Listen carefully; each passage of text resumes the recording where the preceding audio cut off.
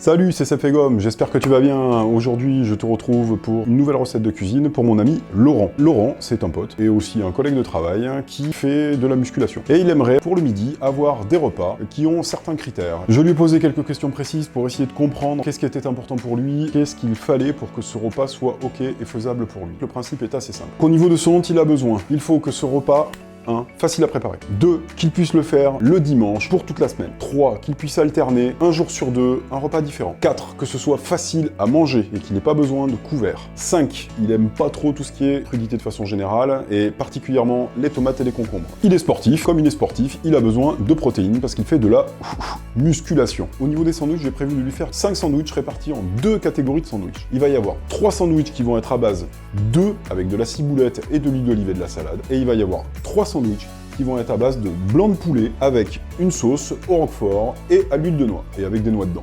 J'espère que ça te plaira, je vais te présenter tout ça. Allez, c'est parti. Au niveau du principe, le critère le plus important pour moi quand je fais de la cuisine, c'est l'organisation. On va préparer 5 sandwichs, 2 sandwichs d'une catégorie, 3 sandwichs d'une autre catégorie. Donc déjà, ce qui va être important, c'est de bien découper les différentes tâches qui sont à faire. Première chose, identifier, sortir tous les ingrédients du frigo, prendre un bon espace pour bosser, poser tous les ingrédients dont j'ai besoin. Deuxième chose, c'est qu'une fois que j'ai sorti tous les ingrédients, ce qui est important pour moi, c'est que je fasse toutes les préparations, toutes les découpes, et que mes ingrédients soient tous prêts. Une fois que j'ai fini de faire toutes mes découpes et que mes ingrédients sont prêts, je passe aux cuissons. Je fais toutes les cuissons. Et une fois que toutes les cuissons sont faites, je récupère tous mes ingrédients, je redéploie tout, et je fais tous mes assemblages. Et là, pour Laurent, comme il va avoir besoin de manger tous les jours pendant 5 jours, on va préparer 5 sandwichs que l'on va filmer et qu'on va congeler. Et il s'agira en fait tous les matins de prendre le sandwich qu'il aura prévu pour pouvoir manger le midi. Voilà. Un critère aussi qui est très important pour moi, tu vois comment tu t'organises, c'est toi qui vois. Ce que j'aime bien, c'est avoir un plan de travail qui est propre, travailler proprement. Ce que je fais, c'est qu'à chaque étape, je fais en sorte de nettoyer avant de passer à l'étape suivante. Donc j'espère que c'est ok pour toi, on y va pour la présentation des ingrédients. Au niveau des ingrédients, donc comme je te le disais, on va préparer 2 sandwichs. Un premier sandwich qui va être composé de blanc de poulet, donc à peu près 300-400 grammes, là il y a 305 grammes, du roquefort, des noix et de l'huile de noix. Et de l'autre côté, on aura 3 autres sandwichs qui seront composés de 6 œufs, de la ciboulette et de l'huile d'olive. Ces 2 sandwichs vont avoir des parties communes, du sel, du poivre, des wraps, donc des galettes de blé. Là j'ai pris des galettes de chia et quinoa. Et on va avoir aussi la salade. Voilà pour la présentation des ingrédients. Allez, on y va, on va passer à la suite. Au niveau des outils, ça va être très simple puisqu'on va avoir essentiellement de la découpe à faire. Donc on va prendre une planche à découper et le couteau que j'aime le temps. Au niveau de la préparation, on va commencer par préparer la ciboulette. Tu as 2 façons de la préparer, soit tu la découpes au couteau, soit tu la cisèles avec des ciseaux. Moi personnellement, je préfère découper au couteau parce que tu l'as bien compris, moi ce que j'adore, c'est le couteau. Voilà pour la ciboulette. Même combat pour les blancs de poulet, et puis on va le découper. Alors moi personnellement, j'aime bien le découper en morceaux pas trop gros, parce que comme ça va dans un sandwich après. Voilà pour le poulet. Allez, on y va pour la cuisson du poulet. Je vais la faire avec un tout petit peu d'huile, de l'huile de tournesol, et je la fais chauffer pas trop fort. Les blancs de poulet, donc, on a découpé, et moi, je les ai légèrement farinés. Alors, pour les fariner, c'est facile. Tu prends un petit peu de farine, tu verses la farine sur tes blancs de poulet, et tes blancs de poulet vont être imprégnés de farine. Je farine pour que l'humidité reste à l'intérieur du poulet, et que toute l'eau ne s'évapore pas. Une fois que tu as fariné ton poulet, prends ton poulet, tu déposes ton poulet à l'intérieur de la poêle,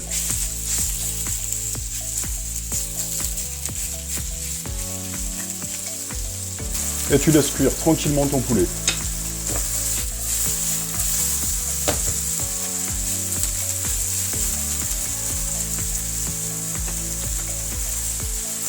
Une fois que ton poulet a doré, tu vas rajouter le roquefort.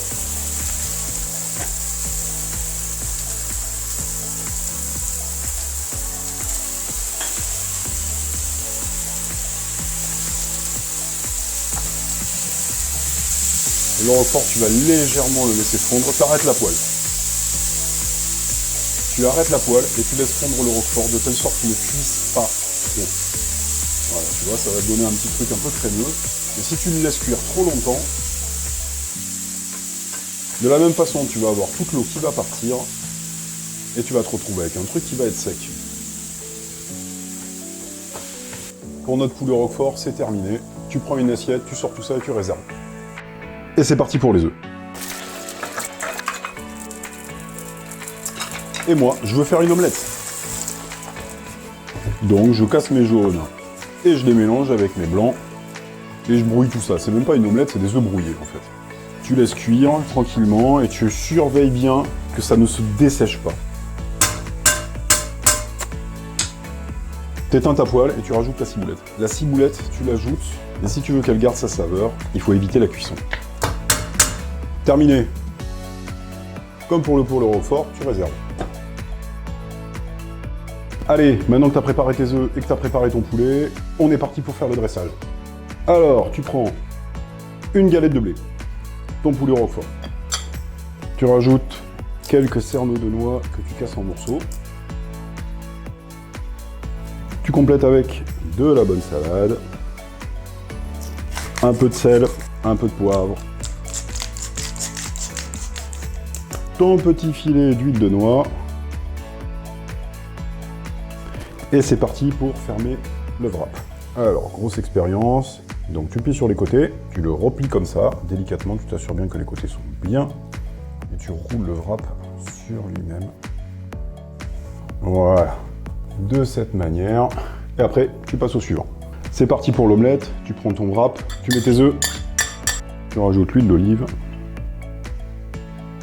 tu sales, tu poivres, tu rajoutes de la salade, tu plies sur les côtés et tu roules à l'intérieur. Et voilà, ton wrap à l'omelette. Et maintenant, il ne nous reste plus qu'à filmer et à mettre au congélo. Tu prends du film alimentaire, ou si tu as vraiment la flemme, un sac congélation. Tu l'enlèves, tu prends ton wrap, tu fermes les extrémités, et voilà.